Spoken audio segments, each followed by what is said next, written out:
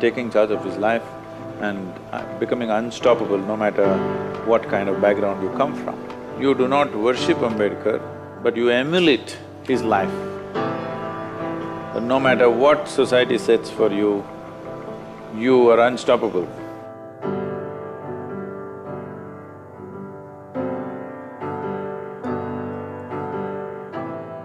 See, unfortunately, all leaders are being appropriated by somebody, huh? If you say Sardar Patel, Congress will say he was a congressman, why are you talking about him? If you say Ambedkar, they say he was a Dalit, why are you talking about him? All the people who worked for this nation, they being inspiration for everybody in this country is important, somehow.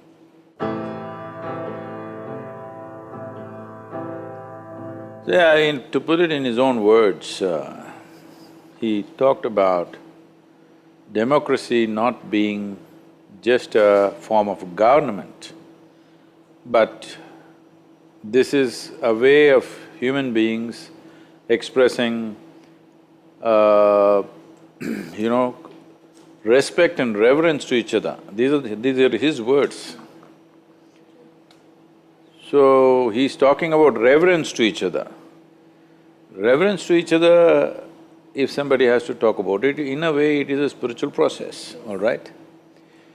So, he's talking about social democracy, not political democracy. Political democracy we have, on the paper, by law, we are all equal, but socially we are not. No society manages to equate every human being, that'll never happen, that's another matter. But equal opportunity must happen. Equality may not happen per se, but equal opportunity must happen. Unfortunately, that's still yet to be achieved. Though by law, all of us have equal opportunity, socially, we still don't have equal opportunity. Variety of people are in many ways eliminated from this opportunity or not available for this opportunity to reach them. For that to happen, it's most important that… See, spiritual process means just this, that your identity is not with your body. Once your identity is not with your body, it's not about parentage anymore. It's not about pedigree. The privileges of pedigree must go. Only then there will be a social democracy. But privileges of pedigree are still continuing. Who is your father is still of some consequence. This must go. Who my father is not your issue. That may be a personal issue for me. Nothing to you. Who I am is all that matters to you. This has to come in the society, it's not happened yet. We are in many ways practicing feudalism through a democratic system. Why whenever there's an election, there's so much talk about caste, creed, religion, who you pray to, what caste you belong to, what does it matter? But it matters because we are practicing feudalism through democratic means. Everybody knows if you get this caste, what is a percentage, if you get that religion, what is a percentage. Ambedkar's vision was a social democracy, not just political democracy, because political democracy, any democracy for that matter, is an endless debate and a confusion. It is worthwhile only when we achieve social democracy. Only political democracy is actually an impediment in many ways. Well, we don't get there straight away, we have to have political democracy first and then reach out to social democracy, that's what we are doing. But after 70 years, I would say we're going a bit slow. So you are a man, you are a woman, you are this, you are that, what caste, what creed, doesn't matter, that's what he's trying to bring about. Unfortunately, still Dalits have equal rights by law, but socially we have not achieved it. Still the same level of discrimination is happening. The poignant story that he talks about in his life when he was 9 years of age, when he traveled from a village to go to some place where his father was working, near Pune or wherever. This 9-year-old boy and his rest of his family traveling, when they got off in the railway station, they were not allowed to stay in the waiting room. No bullock cart was willing to take them to the destination. And after much haggling, some bullock cart wala decided to take it, but he puts them on the bullock cart and prefers to walk, because he does not want to sit on the bullock cart along with these people, because at that time it is believed that you will be polluted by their contact. Unfortunately, the same reality continues in rural India, if not to the same extent, but it continues still. This idea another human being's touch could pollute you, or even their shadow falling upon you could pollute you, unfortunately continues to this day. As a generation of people, we must put an end to this now, because the very idea of India as a republic will fail if we do not fix this.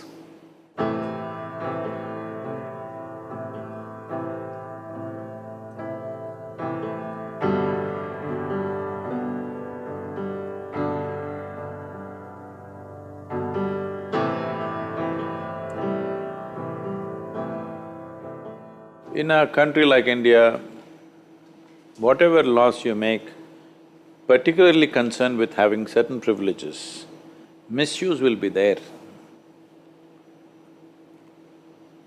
We have to weigh between use and misuse. A community which for millennia, not for short periods of time, for millennia has been discriminated against, that it is strongly believed their very birth is of a low nature. If you don't bring them up with some privileges so that they come level someday,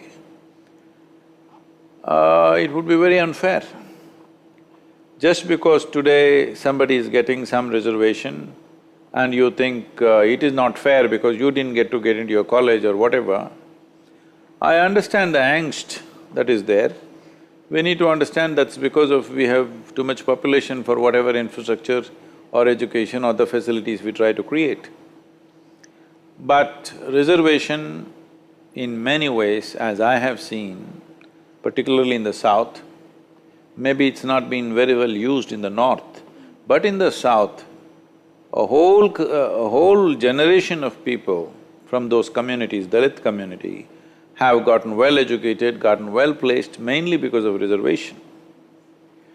Now resentment will come on various levels, so this is a little adjustment with reservations may have to be done as time goes by.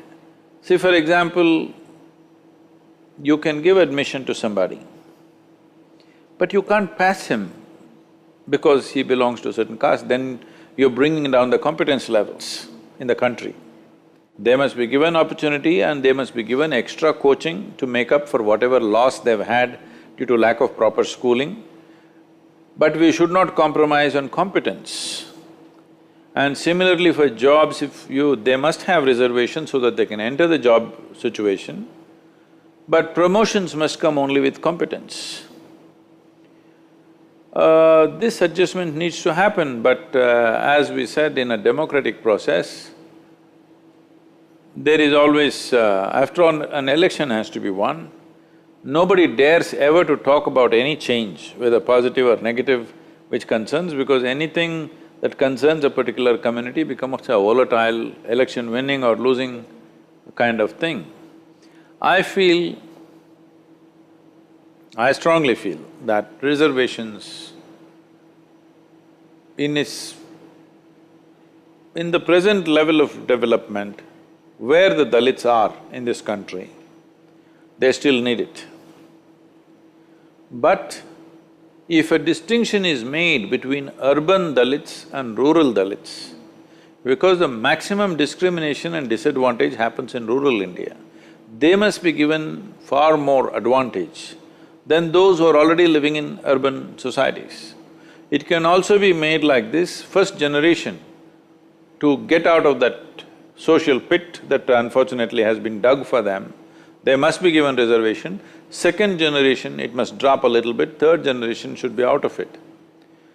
But for rural Dalits, it is very, very essential. There is no way out of that right now, because the discrimination is so cruel. So we should not underestimate this and think, oh, they are getting all unfair advantage, you must take off the reservation. No.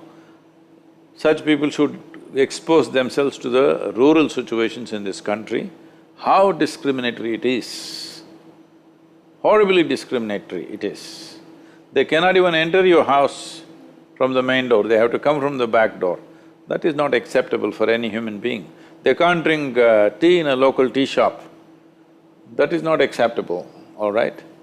So, this privilege of pedigree has to go, and reservation is not a curse upon the country. We can fix some timeline, 2 generations if they come out of it. Those who have come out of it should voluntarily go out of it. Something like this must be created.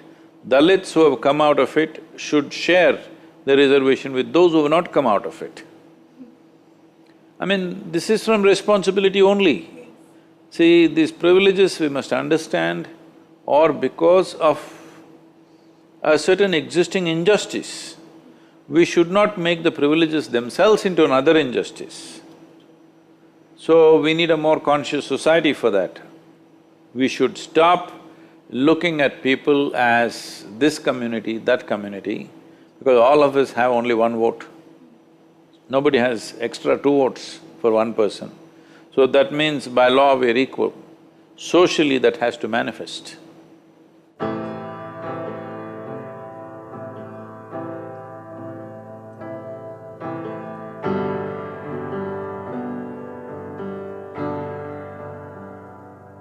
See, Ambedkar is a stellar example of taking charge of one's own life. From the type of background that he came, the intellectual brilliance that he displayed, is an inspiration for any generation. So social disadvantages did not put him down. Whether he spoke about it much or not is now the point. That's his life, taking charge of his life and becoming unstoppable no matter what kind of background you come from. But expecting every human being to do what he did is not fair. You have to facilitate something for them. It's utter shame. Personally, I feel ashamed that even today, though we are active in so many hundreds of villages, we are still not able to change that. I've made efforts unseen. All you will create is conflict. It'll explode. So, I feel for the Dalit community, education, education, education. Economic success must happen because of education, and they must move out of those communities. That is when it will change. Or it has to be only generational change. In this generation, if it has to change, they must get all highly educated and move out of those village communities where no matter what, they're put to a disadvantage.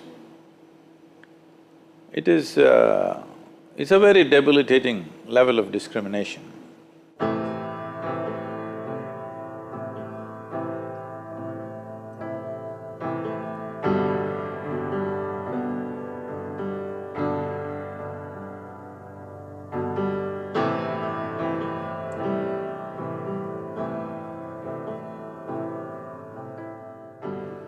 Though this culture has been steeped in spirituality for thousands of years, and always we've been told our life is our karma, that means our life is our making. In spite of that, in the last few hundred years, we have become such a helpless lot. I would say this is the consequence of being an occupied nation for nearly 1,000 years. Unless you suck up to somebody up there, there's no way you can survive. I think that's gone so deep into Indian psyche. And when a good leader comes up, when a capable leader comes, when a competent leader comes there, what he needs is many layers of leadership. Instead of that, what he gets is worship. What is he going to do with his worship? Unfortunately, we have not created those many layers of leadership because this is the psyche of an occupied nation, especially when it remains occupied for hundreds of years, where people slowly understand if you put up your head, you'll lose your head. Best thing is to put down, mind your own business and get away. If you want something, suck up to somebody who's sitting up there. This has gone very, very deep into us. I think in many ways Ambedkar fought against that do not create demigods out of leaders, political leaders.